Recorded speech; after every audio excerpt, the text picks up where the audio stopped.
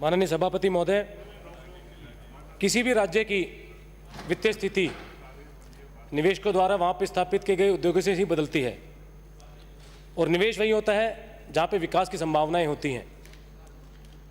निवेशक को हम पर विश्वास होना चाहिए कि उनके द्वारा लगाई गई एक एक पाई सुरक्षित है, तभी निवेशक राजस्थान की धरा से जुड़ेंगे। इसके लिए हमें उन्हें बेहतर माहौल देना होगा।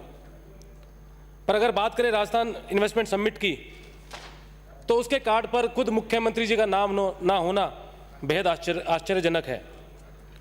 और मुख्यमंत्री जी के सलाहकार सवाई माधोपुर के माननीय सदस्य ने भी यह मामला उठाया और मेरे हिसाब से बात बिल्कुल ठीक है कि मुख्यमंत्री जी और जनप्रतिनिधियों को नज़रअंदाज करके इन्वेस्टमेंट समिट सफल नहीं हो पाएगा और क्या इसी तरीके से हम राजस्थान में इन्वेस्टमेंट ला पाएंगे। मैं उम्मीद करता हूं कि शुरुआती टकराव के बाद हालात बदले होंगे और राजस्थान में निवेशकों को रिझाने में हम कामयाब होंगे। आज जरूरत है आपसी समन्वय की। इसके लिए नौकरशाहों को लाल फीताशाही वाले रवैये को छोड़कर निवेशकों के लिए पलक पावड़े बिछाने होंगे। आपने मुझे मांग संख्या 42 उद्योग और मांग संख्या 11 देवस्थान पर बोलने का मौका दिया, उसके लिए मैं आपका धन्यवाद करना चाहता हूँ। माननीय सभापति महोदय, निवेशक चाहता है कि सरकारी कार्यालय में काम के लिए समय बर्बाद ना करना पड़े, पर आज राजस्थान की स्थिति इससे बिल्कुल विपरीत है। यहाँ पर निर्णय लेने की गति अत्यंत धीमी है। बात करें भूमि आवंटन से लेकर भूमि रूपांतरण तक की, तो प्रक्रिया बड़ी ही जटिल है। इस प्रक्रिया को एकल खिड़की योजना कुछ बदल सकती थी, पर उसकी भूमिका केवल मात्र पोस्ट ऑफिस, एक सामान्य पोस्ट ऑफिस के रूप में बनकर रह गई है। उद्यमियों को काम कराने के लिए खुद ही सरकारी कार्यालयों के अंदर चक्कर काटने पड़ते हैं। माननीय सभापति महोदय, इससे उद्यमी हतोत्साहित होते हैं। निवेश बढ़ाने के लिए हमें बिजली, पानी, जमीन, आधारभूत ढांचा और कुशल मानव संसाधन की उपलब्धता अति आवश्यक होती है। नहीं तो सरकार उद्योगों के साथ एमओयू करती रहेगी, वाहवाही लूटती रहेगी, लेकिन 5 से 10% से अधिक एमओयू धरातल पर नहीं आ पाएंगे। अतः आपके माध्यम से माननीय मंत्री जी से निवेदन करना चाहूँगा, ease of doing business and single window system पर सरकार को इन्वेस्ट समिट 2022 से पहले काम कर लेना चाहिए, नहीं तो आने वाला समिट केवल कागजों में रह जाएगा, धरातल पर कुछ नहीं आ पाएगा। माननीय सभापति महोदय, एक और एनसीआर में राजस्थान का हिस्सा 13,446 वर्ग किलोमीटर से घटकर 6,777 वर्ग किलोमीटर होने जा रहा है, तो दूसरी ओर प्रदेश की औद्योगिक राजधानी कहे जाने वाले Neemrana, Shajapur, Guillot, Bhiwadi industrial area से कंपनियां पलायन कर रही हैं। और इसका मुख्य कारण केंद्रीय प्रदूषण नियंत्रण मंडल के आदेशों की पालना नहीं करना है। दरअसल उद्योगों को प्रदूषण के लिहाज से 4 श्रेणियों में बांटा गया, जिसके अंदर रेड, ऑरेंज, ग्रीन और व्हाइट श्रेणी रखी गई और इस मंडल ने एक आदेश जारी कर प्रदूषण की श्रेणी के लिए अपने पैमाने निर्धारित किए और सभी राज्यों को इसकी पालना के लिए कहा, ताकि पूरे देश में प्रदूषण का पैमाना एक समान हो। इसके बाद हमारे पड़ोसी राज्य जैसे हरियाणा, पंजाब, यूपी, मध्य प्रदेश और गुजरात ने इस श्रेणी का अनुसरण किया, लेकिन राजस्थान सरकार ने इसे मानने से मना कर दिया और अपने एक अलग से आदेश जारी कर दिए, जिसकी वजह से केवल बात करूं मेरे लगते हुए औद्योगिक क्षेत्र की, तो पिछले 3 साल के अंदर 22 से अधिक बड़ी कंपनियां वहां से पलायन कर दूसरे राज्यों में चली गई हैं। माननीय सभापति महोदय, मेरे से पूर्व बोले अलवर शहर से आने वाले माननीय सदस्य ने भी बात रखी कि माननीय मुख्यमंत्री जी घोषणा तो करते हैं कि हर उपखंड स्तर पर औद्योगिक इकाई खोली जाएंगी, लेकिन आज धरातल पर वहाँ काम होते दिखाई नहीं दे रहे हैं। आपके माध्यम से माननीय मंत्री जी से निवेदन करना चाहूँगा कि मेरे विधानसभा क्षेत्र मुंडावर उपखंड पर एक भी औद्योगिक क्षेत्र नहीं है।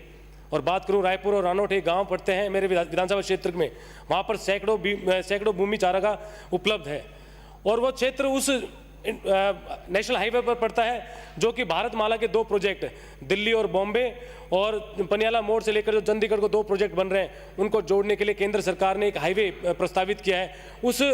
ये दोनों गांव उसी हाईवे के ऊपर पड़ते हैं। तो आपसे आग्रह करूंगा, जब आप इसका रिप्लाई करें तो माननीय मुख्यमंत्री से पूछकर मेरे विधानसभा क्षेत्र के मुंडावर उपखंड पर इन गांवों को औद्योगिक क्षेत्र विकसित करने का आप काम करें, जिससे कि आने वाले समय में वहां पर लोगों को रोजगार मिल सके। कृपया कंक्लूड करें। माननीय सभापति महोदय, 10 मिनट तो जान दो साहब, अब तो 3 मिनट भी नहीं हुए मेरे साहब से। नहीं आप। माननीय सभापति महोदय, आज बात करें प्रदेश में बेरोजगार युवाओं की, तो हर दूसरा ग्रेजुएट युवा बेरोजगार है। मेरे से पहले बोले वक्ताओं ने इस बात को रखी। मैं भी आपके माध्यम से माननीय मंत्री महोदय से निवेदन करना चाहूँगा और सरकार से निवेदन करना चाहूँगा कि पड़ोस के राज्यों की तर्ज पर हमारे प्रदेश में भी जो औद्योगिक क्षेत्र स्थापित हैं, जैसे कि मान लो मेरे विधानसभा क्षेत्र मुंडावर के नीमराना, शाहजहाँपुर, गिलोट के अंदर औद्योगिक क्षेत्र स्थापित हैं, तो वहाँ पर प्राथमिकता के आधार पर वहीं के लोगों को रोजगार, स्थानीय युवाओं को रोजगार दिया जाना चाहिए, जिससे आने वाले समय के अंदर प्रदेश में खुशहाली आ सके और जो क्राइम प्रदेश के अंदर बढ़ता जा रहा है उस पर भी कहीं ना कहीं अंकुश लग सके। माननीय सभापति महोदय, मेरे विधानसभा क्षेत्र मुंडावर के अंदर कृषि भूमि पर बहुत से औद्योगिक क्षेत्र गतिविधियां चालू हैं। मैं बात करूं अगर नीमराना जैपनीज जोन से लगते हुए क्षेत्र की, तो वहां पर टोरेंट गैस करके एक कंपनी है जिसने अपना स्टोरेज और डिस्ट्रीब्यूशन का प्लांट वहां पर लगा रखा है। वो डिस्ट्रीब्यूशन और स्टोरेज का प्लांट बिल्कुल ही रेसी क्षेत्र से लगता हुआ है और गैस, जैसे कि हम सब यहाँ पर जितने भी सदस्य मौजूद हैं सब जानते हैं कि बहुत ही ज्वलनशील रहती है। अगर आने वाले समय में कोई हादसा हो गया तो जवाबदेही किसकी होगी? मेरे बार बार निवेदन करने पर भी और आगाह करने के बाद भी जो भी स्थानीय वहाँ पर प्रशासन है उस पर उसने कोई भी कार्रवाई नहीं करी। साथ ही कुछ कंपनियां हैं नीमराना, शाहजहाँपुर, गिलोट और बहरोड के अंदर स्थापित हैं जो जल का अत्यधिक दोहन करती हैं। जैसे कि आने वाले माननीय सदस्य बहरोड ने बताया कि उनकी वजह से हमारे क्षेत्र के अंदर जो जल स्तर है, भूमि जल है, वो दिन प्रतिदिन घटता जा रहा है और आज 15 फुट बोर करने के बाद भी वहाँ पर पेयजल उपलब्ध नहीं हो पा रहा है। मैं यहाँ पर दो कंपनियों का नाम लेना चाहूँगा। शाहजहाँपुर के अंदर किंगफिशर बियर की फैक्ट्री है जिसके अंदर अवैध रूप से सैकड़ों बोर चालू हैं। इसी तरीके से कारोड़ा के अंदर परनोट रिकॉर्ड करके एक कंपनी है जो दारू बनाती है, उसके अंदर भी सैकड़ों बोर कर अत्यधिक दोहन किया जा रहा है। तो आपके माध्यम से माननीय मंत्री जी से निवेदन करना चाहूँगा, इन दोनों कंपनियों को विशेष तौर से आप चेक कराएं। अगर ये कहीं गलत है तो आप इन पर कार्रवाई करें और आपके माध्यम से सरकार से आग्रह करना चाहूँगा कि ऐसी कंपनियाँ जो जल का अत्यधिक दोहन करती हैं उन्हें वहाँ पर बंद किया जाए, क्योंकि ये क्षेत्र डार्क जोन आ चुका है। माननीय सभापति महोदय, मेरे क्षेत्र नीमराना की बहुत सारी कंपनीज हैं जो पॉल्यूशन बहुत अधिक फैलाती हैं, तो माननीय मंत्री जी से निवेदन करना चाहूँगा इनकी भी जांच करवाकर इनके ऊपर उचित कार्रवाई करी जाए। माननीय सभापति महोदय, मेरे क्षेत्र के गांव करीब 45 गांव पहले बीडा के अंदर यूआईटी के अंदर लगते थे, उससे यूआईटी से हटाकर बीडा करी गई। बीडा से हटाकर 42 गांव को जोड़ दिया केबीएनआईआर के अंदर, पर आज तक 2019 में केबीएनआईआर की स्थापना के बाद आज तक 2022 तक एक भी रुपए का काम नहीं हुआ है। तो माननीय मंत्री महोदय से निवेदन करना चाहूँगा केबीएनआईआर के अधीन जो गाँव आते हैं उसके अंदर विकास कार्य कराई जाएँ। और गिलोट जो इंडस्ट्रियल एरिया है वो किसी भी क्षेत्र में ना केबीएनआईआर में आता था ना बीडा में आता था, तो इसको बीडा से जोड़ा जाए जिससे वहाँ पर और आज अधिक विकास हो सके। और आपके माध्यम से माननीय मंत्री महोदय से निवेदन करना चाहूँगा, मास्टर प्लान शाहजहाँपुर, नीमराना, बहरोड जो बना है उसके लिए जो सड़कें विकसित की जाएं, जिससे ये क्षेत्र एनसीआर के बहुत नज़दीक लगता है, तो आने वाले समय के अंदर बहुत सारी औद्योगिक गतिविधियां वहाँ पूरी हो पाएंगी। माननीय सभापति महोदय, एक विशेष मुद्दा है, 5 गांव की जमीन पहले डीएमआईसी के अंदर एक्वायर करी गई, उसको फिर रिको के अधीन दे दिया गया, फिर वापस डीएमआईसी के पास भेज दिया गया, लेकिन आज तक उन किसानों को मुआवजा नहीं मिला है। तो आपके माध्यम से माननीय मंत्री महोदय से निवेदन करना चाहूँगा कि जल्द से जल्द उचित कार्रवाई करवाकर उन किसानों को मुआवजा दिलवाया जाए।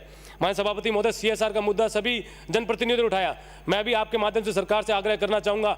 मेरे विधानसभा क्षेत्र में 3 बड़े औद्योगिक क्षेत्र आते हैं, पर एक भी फैक्ट्री वहाँ पर मेरे विधानसभा क्षेत्र के अंदर के सीएसआर के माध्यम से पैसा नहीं लगाती है। तो आपके माध्यम से माननीय मंत्री महोदय से निवेदन करना चाहूँगा, जब वो कंपनियां सीएसआर का फंड रिलीज करती हैं और अपना एस्टीमेट बनाती है कि उनको पैसा कहाँ लगाना है, तो स्थानीय जनप्रतिनिधि से एक बार चर्चा कर उनको वो पैसा लगाना चाहिए। आखिरी में केवल एकमात्र देवस्थान की मांग माननीय मंत्री महोदय से निवेदन करना चाहूँगा। अलवर जिले के अंदर पांडुपोल जो कि एक बहुत ही बड़ा देवस्थान है, और यहाँ पे अलवर जिले के 2 मंत्री बैठे हैं, माननीय मंत्री खुद हैं और दूसरे अलवर ग्रामीण से आने वाले सदस्य हैं जो कि सरकार के अंदर मंत्री हैं। वहाँ पर पहले मंगलवार और शनिवार को 2 दिन श्रद्धालुओं के लिए बस चलाई जाती थी, पर कुछ समय पूर्व उसे बंद कर दिया गया है। तो आपके माध्यम से माननीय मंत्री महोदय से निवेदन करना चाहूँगा कि कम से कम अलवर जिले के वासियों के लिए उस बस को एक बार पुनः 2 दिन के लिए चलाया जाए, जिससे वो आराम से वहाँ पर पहुँच कर दर्शन कर सकें। आपने मुझे बोलने का मौका दिया, आपका बहुत बहुत धन्यवाद।